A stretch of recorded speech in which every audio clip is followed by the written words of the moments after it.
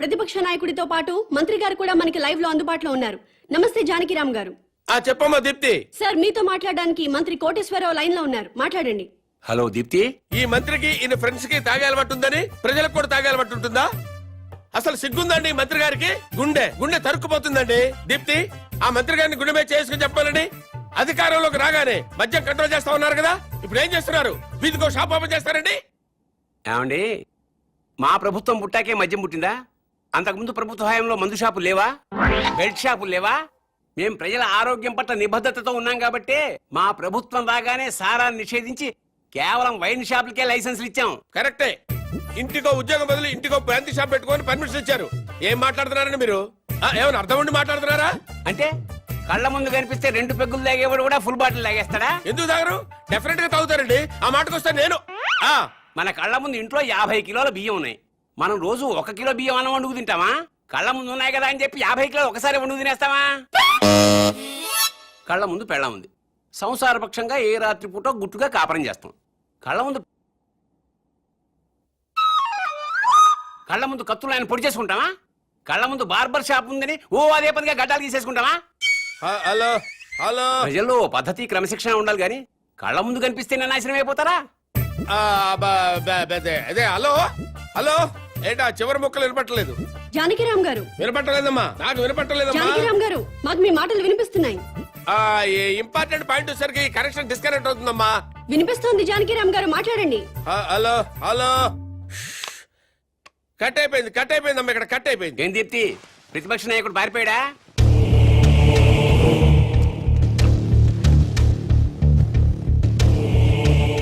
మీరు common man. నమస్కారం అండి. నమస్తే. నేను కొత్తగా వ్యాపారం స్టార్ట్ చేయబోతున్నాను. అవునా, చాలా సంతోషం అండి. Best of luck. మీరే వచ్చి రిబ్బన్ కట్ చేయాలి. నేనా? అవును. మహాభాగ్యం. లొకేషన్ ఎక్కడండి?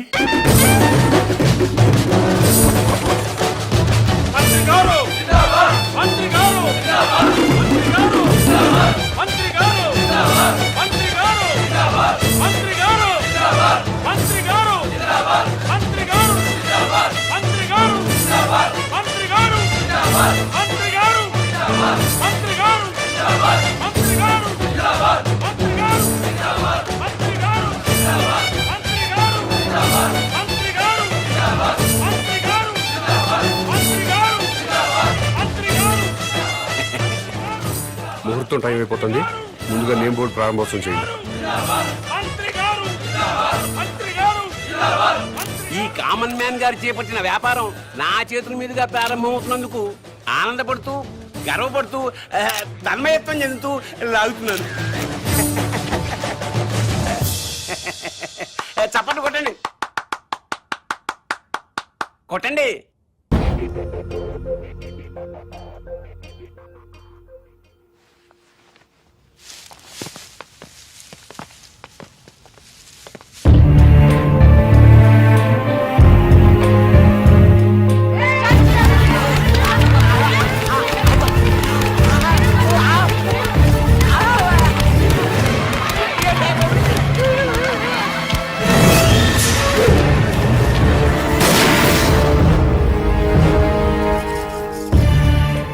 ఆవేశపడ్డం మాని మీకొచ్చిన బాధ ఏంటో చెప్పండి, సమాధానం చెప్తాను. నువ్వు అసలు మనిషివా పశువా? నువ్వు మంత్రివా బ్రోకర్వా? ఏ విధమైన ఇలాంటి వ్యాపారం పెడతాడా? ఆడదాన్ని ఉసురు పోసుకుంటే నాశనం అయిపోతావురా. ఈ వ్యాపారం పెట్టుకుంటే ఏంటి తప్పు? సొసైటీ నాశనం అయిపోతుందిరా ఎదవా. ఆరోగ్యాలు నాశనం అయిపోతాయిరా. ఏడ్సొచ్చి జనాలు శవాలైపోతారా. బ్రాందీలు విస్కీలు తాగి జనాలు శవాలు కాటలేదా? ఆడవాళ్ల తాళిబుట్లు తెగట్లేదా? తాగిన మొత్తులో కన్న కూతుళ్ళనే రేప్ చేసిన వాళ్ళు లేరా? మరి మీరు ఈ బ్రాందీ షాపులు ఎందుకు మూయించటం లేదు? దేశం మొత్తం మందు అనేది లేకుండా ఎందుకు చేయట్లేదు? ఈ సిగరెట్లు తాగి ఊపిరితిత్తులు పాడైపోయి చాలా మంది చస్తున్నారు. పాన్ పరాగులు గుట్కా ప్యాకెట్లు తింటున్నారు. ఎంతో మంది నోటి క్యాన్సర్ తో చస్తున్నారు. వీటిని బ్యాన్ చేయమని మీరు ఎందుకు ఉద్యమాలు చేపట్టడం లేదు? ఈ సమాజంలో వ్యభిచారం ఎంత ప్రమాదమో బ్రాందీ సిగరెట్లు గుట్కాలు కూడా అంతే ప్రమాదం. మీరు ప్రజలు మేలు కోరే ప్రజా సంఘాలైతే వీటన్నిటినీ దేశంలో లేకుండా చేయండి. అప్పుడు నేను ఈ వ్యాపారం మానుకుంటాను. మీరు చెప్తున్న మందు షాపులు, సిగరెట్లు, గుట్కా వ్యాపారాలు ప్రభుత్వ పర్మిషన్ తీసుకుని లీగల్ గా పెట్టుకునేవి. మీ వ్యాపారానికి పర్మిషన్ లేదే. నాకు కూడా పర్మిషన్ ఇప్పించండి సార్. ప్రభుత్వం పర్మిషన్ ఇచ్చాక పెట్టుకోండి, అప్పటిదాకా మూసుకోండి. ముందుగా ప్రభుత్వ పర్మిషన్ లేకుండా అక్రమంగా కట్టుకున్న ఇళ్లను క్రమబద్ధీకరణ చేయట్లేదా? అలాగే నా వ్యాపారాన్ని కూడా క్రమబద్ధీకరణ చేయండి. త్వరలో ఈ వ్యాపారానికి స్టేట్ మొత్తం బ్రాంచీలు పెడుతున్నా. బెల్ట్ షాపులు కూడా తెరుస్తా. ఈ వ్యాపారానికి belt షాపులా? Don't ask where I am. Yes. I'll let you know everything detailedly. Hello, ఏంటి? టాయిలెట్ కి వెళ్ళాలి. వెళ్ళు. బాంబ్ తో ఎలా వెళ్ళను?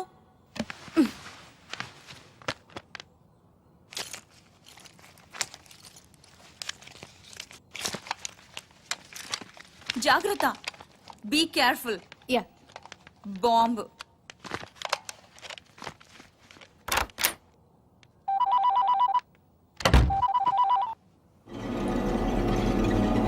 అవును. Very good. సరే, నేను ఇక్కడ ఉన్నట్టు నువ్వు ఎవరికి చెప్పకు. అర్థమైందా?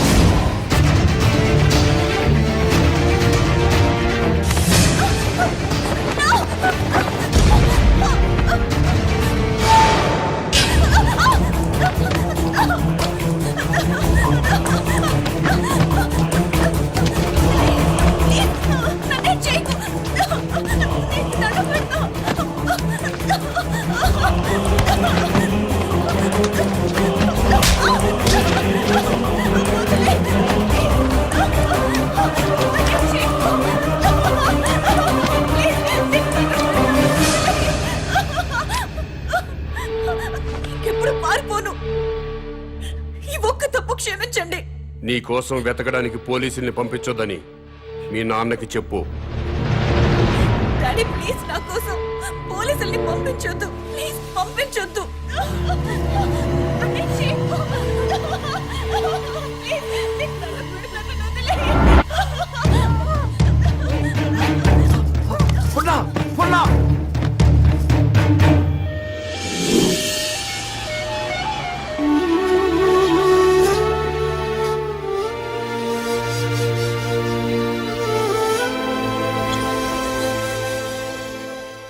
వాడి డిమాండ్స్ ఏమిటో తెలిసిన తర్వాత మూవ్ అవుదాం. అప్పటి వరకు అమ్మాయిని గురించి వెతకటం మానేయండి. అలాగే సార్. కూతురు కిడ్నాప్ అయిందన్న ఆందోళనతో సీఎం గారు అలా చెప్పుంటారు. కనీసం కామన్ మ్యాన్ అనేవాడు ఎవడో తెలుసుకోవటం మన డ్యూటీ. వాడిని ఫాలో ఉండయ్యా. ముఖ్యమంత్రి గారమ్మాయి కిడ్నాప్ ఉదంతం రాష్ట్ర రాజకీయాలని కుదిపేస్తోంది. కిడ్నాపర్ ని పట్టుకోలేకపోవడం సిగ్గుచేటని ప్రతిపక్షాలు దుమ్మెత్తిపోస్తున్నాయి. ఈ విషయం గురించి చర్చించడానికి మంత్రి లోకేశ్వరరావు, ప్రతిపక్ష నాయకుడు జానకిరాం లైవ్ లో సిద్ధంగా ఉన్నారు. మంత్రి గారు నమస్తే. నమస్తే. చెప్పు దీప్తి. ముఖ్యమంత్రి గారి కూతురి కిడ్నాప్ గురించి మీతో మాట్లాడడానికి ప్రతిపక్ష నాయకులు జానకిరాం ఫోన్ లైన్ లో సిద్ధంగా ఉన్నారు. ఏం మాట్లాడతాడంట? మాట్లాడమను. మానభంగం జరుగుతుంది ఒక ఆడకూతురు కాదండి, ఒక రాష్ట్రానికి, ఒక ప్రభుత్వానికి, ఒక అసమర్థతకి. నీ బాధ చూస్తాంటే ఆ మానభంగం నీకు జరిగిందనుకుంటున్నా. రాష్ట్రంలో 1,00,000 మంది పోలీసులు ఉన్నారు, ఒక కిడ్నాపర్ని పట్టుకోలేరండి. మీరు ప్రభుత్వంలో ఉన్నప్పుడు కిడ్నాపులు జరగలేదా? మానభంగాలు జరగలేదా? భూకబ్జాలు జరగలేదా? వాళ్ళందరినీ పట్టుకున్నారా? చెప్పోయా. హలో హలో ఈ హలో హలో డ్రామాలు చాలా చూసాం గానీ పాయింట్ కి రా. హలో, మైక్ మైక్ పని చేయటం లేదు. నీకేం పని చేయవని మాకు తెలుసు గానీ ఓ పని చెయ్యి. నిన్ను ఒక వారం రోజులు ముఖ్యమంత్రిని చేస్తాం. కిడ్నాప్ అయిన ముఖ్యమంత్రి కూతురుని తీసుకొస్తావా? నువ్వు తీసుకొస్తే మేము రాజకీయ సన్యాసం చేస్తాం. లేకపోతే నువ్వు రాజకీయ సన్యాసం చేస్తావా? చెప్పు. చేస్తాను, నన్ను ముఖ్యమంత్రి చేయండి. నువ్వు కూడా సీఎం అయిపోదామనే ఏంటి? ఎలసలు గెలకుండానే 24 గంటల కల్లా గంటలో అమ్మాయి నేను ఇక్కడ తీసుకొస్తాను. లేకపోతే నా రాజకీయ జీవితానికి కరెంట్ ఇప్పుడే పోవాలా? అమ్మ టైం అంటూ లేదురా, ఎప్పుడు పడితే తీసేస్తున్నారు. ఏ ప్రభుత్వం అయినా కావాలని పవర్ కట్ చేయదు బ్రదర్. రాష్ట్రంలో అందరి అవసరాలు తీర్చాలి కదా. పవర్ ఉన్నంతలో రైతులకు ఇవ్వాలి, ఇండస్ట్రీలకు ఇవ్వాలి, గ్రామాలకు అందించాలి. కాబట్టి కరెంటు పోయినప్పుడల్లా ప్రభుత్వాన్ని తిట్టుకోవడం కరెక్ట్ కాదు బ్రదర్. Good night.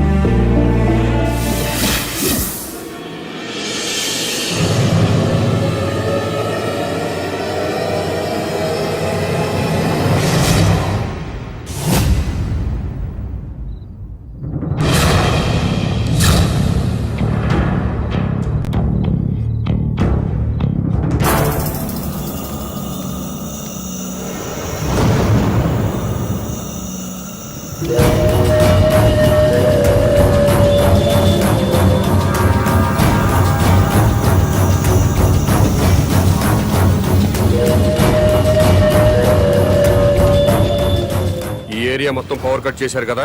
అవును సార్. మరి సెంటర్ లో ఉన్న మంత్రి గారింటికి పవర్ ఎందుకు కట్ చేయలేదు? కట్ చేశాం సార్, బట్ మంత్రి గారింటికి జనరేటర్ ఉంది.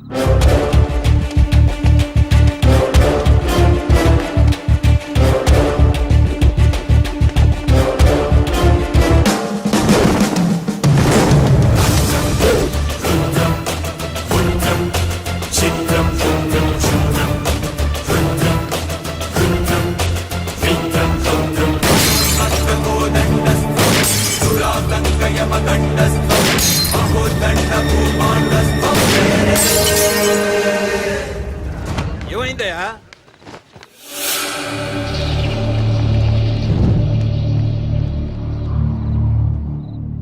ఎవడండి వీడు? చీఫ్ మినిస్టర్ కూతుర్ని కిడ్నాప్ చేసింది వీడే.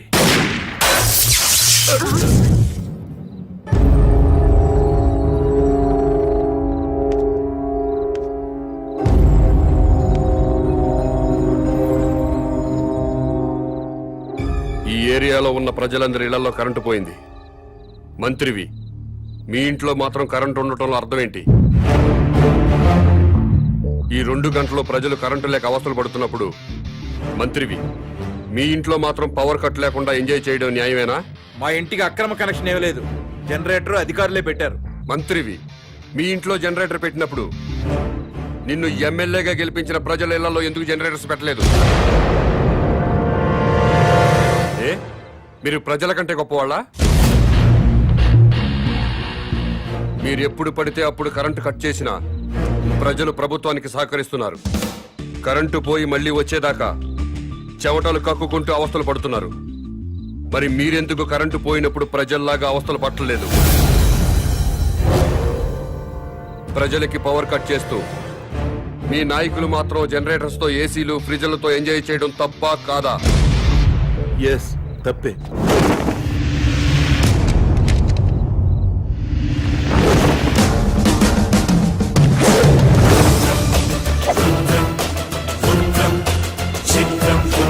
తో కాదు, పని పాట లేకుండా సోంబేర్ల రోడ్ల మీద తిరుగుతూ ఉచిత సలహాలు ఇచ్చే నీలాంటి వాళ్ళ వల్ల ఈ భూమికి భారం. ఇంకోసారి ఇలా పబ్లిక్ లైఫ్ ని డిస్టర్బ్ చేస్తూ కనిపించావనుకో, అరెస్ట్ చేసి పడేస్తాను. Get out.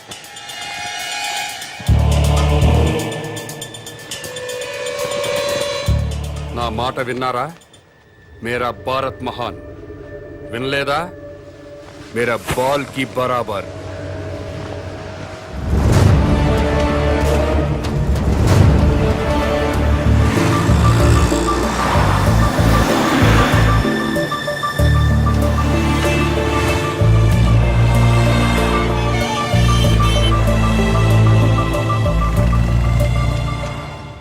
ఒక కింగ్ సిగరెట్ ప్యాకెట్ ఇవ్వవు. బాబు ధర్మం బాబు, బాబు బాబు ధర్మం బాబు, బాబు ధర్మం బాబు. సారీ, నా దగ్గర 20 ఉన్నాయి. 10 నీకు, 10 నాకు. కామదయ్య బాబు. మీది చాలా బ్రాడ్ మైండ్ అండి. అదేంటండి, నా దగ్గర 20 రూపాయలు ఉన్నాయి. ఓ 10 రూపాయలు అడిగేశాను, 10 రూపాయలు నేను ఉంచుకున్నాను. పాపం అడుగు బతకాలి కదండి. మీకు ఈ ప్రపంచం మొత్తం కనపడుతుందా? అదే అండి, 2 కళ్ళు ఉన్నాయి కదండి. ప్రస్తుతం ప్రపంచం అంతా చూడలేకపోయినా ముందున్న రోడ్డుని చూడగలుగుతున్నా. ఇప్పుడు కూడా కనపడుతుందా? అవునండి, 2 కళ్ళు ఉన్నప్పుడు ఎలా చూడగలుగుతున్నానో ఒక కన్నుతో కూడా అలా చూడగలుగుతున్నా. Very good. పదండి హాస్పిటల్కి వెళ్దాం. ఎందుకండి? వీళ్ళిద్దరూ కళ్ళు లేని వాళ్ళు. ఆ, నేను ఒక అతనికి కన్నుదానం చేయబోతున్నాను.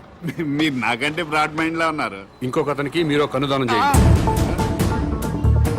అప్పుడు నలుగురు కలిసి ఒక్కో కన్నుతో ప్రపంచాన్ని హ్యాపీగా చూడొచ్చు. ఆ, ఏంటి మీరు జోకులు వేస్తున్నారా? జోకులేసే అలవాటు నాకు లేదు బ్రదర్. ఆ, నీ దగ్గర 20 రూపాయలు ఉంటే 10 రూపాయలు దానం చేశావు. ఆ. 2 కళ్ళు ఉన్నాయి, ఒక కన్ను దానం చేయమంటున్నా. ఊరుకోయ్ బాబు, 2 కళ్ళునని చెప్పు కన్ను దానం చేసి, 2 చెవులునని చెప్పు చెవు దానం చేసి, 2 కిడ్నీలునని చెప్పు కిడ్నీ దానం చేసేయా. ఎలా బడే చెప్పు. ఇదేంటిది? పోలీస్ పోలీస్ హోంగార్డ్ ఈ సైడ్ నుంచి వచ్చారా?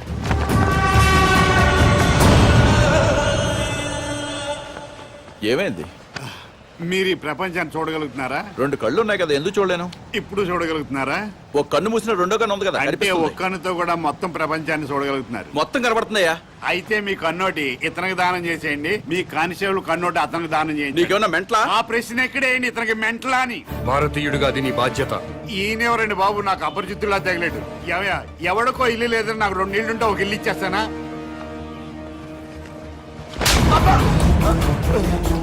ఎక్కడన్నా ఐ బ్యాంక్ ఉంటుంది, బ్లడ్ బ్యాంక్ ఉంటుంది, ఆంధ్ర బ్యాంక్ ఉంటుంది, స్టేట్ బ్యాంక్ ఉంటుంది. పదండి బ్రదర్, సామాజిక స్పృహ ఉన్న వాళ్ళని ఎత్తుకుందాం. ఏంటండి ఇది? ఐ బ్యాంక్ అంటాడు, బ్లడ్ బ్యాంక్ అంటాడు. వైసే బ్యాంక్ అనలేదా? ఓ, మీరు పోలీసు వాళ్ళు కదా, ఇలాగే అర్థం అవుద్ది. అతను ఇటే వెళ్ళి. అమ్మో,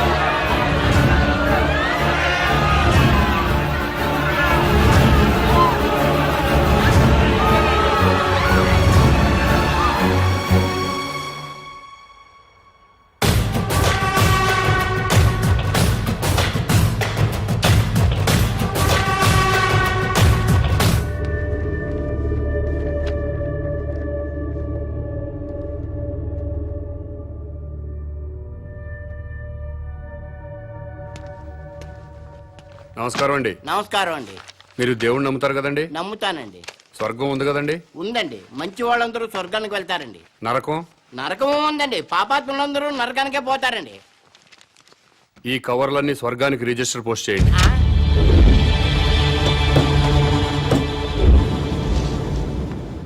రిజిస్టర్ పోస్ట్ ఎక్కడికి చెయ్యాలి బాబు? స్వర్గానికి సార్. ఆ?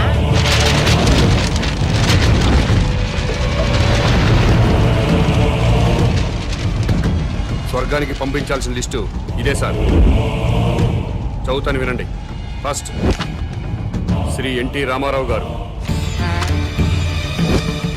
శ్రీ వైఎస్ రాజశేఖర రెడ్డి గారు, తెలంగాణ ముద్దుబిడ్డ శ్రీ కె శ్రీకాంతాచారి, ఇషాన్ రెడ్డి, వేణుగోపాల్, సాయి కుమార్ యాదవ్, యాదయ్య, వీళ్ళందరికీ రిజిస్టర్ పోస్ట్ చేయండి. ఎన్టీఆర్ గారు తెలుగువాడి ఆత్మగౌరవాన్ని నిలబెట్టారు. పేదవాడికి 2 రూపాయలు కిలో బియ్యం ఇచ్చారు. మద్యపాన నిషేధం పెట్టారు.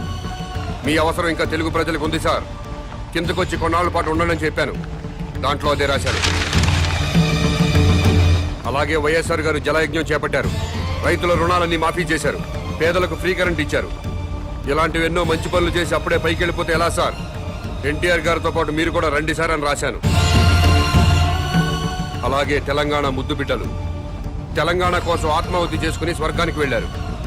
ప్రత్యేక రాష్ట్రం వస్తే మీరు చూడాలి కదా, అందుకే మీరు వెంటనే కిందకు రండి.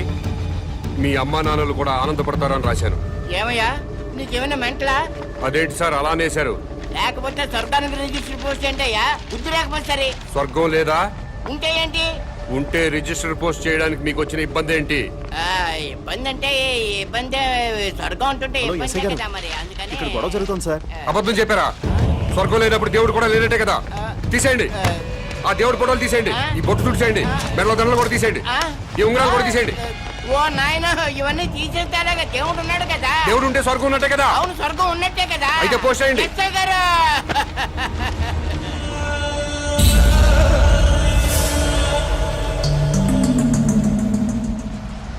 ఎన్టీ రామారావు గారికి, వైఎస్ రాజశేఖర రెడ్డి గారికి, తెలంగాణ అమరవీరులందరికీ కూడా అదిగో ఆ ఉత్తరాలన్నీ రిజిస్టర్ పోస్ట్ చేయమని తినేస్తున్నాడండి బాబు. అలాగే నన్ను కాపాడండి బాబు.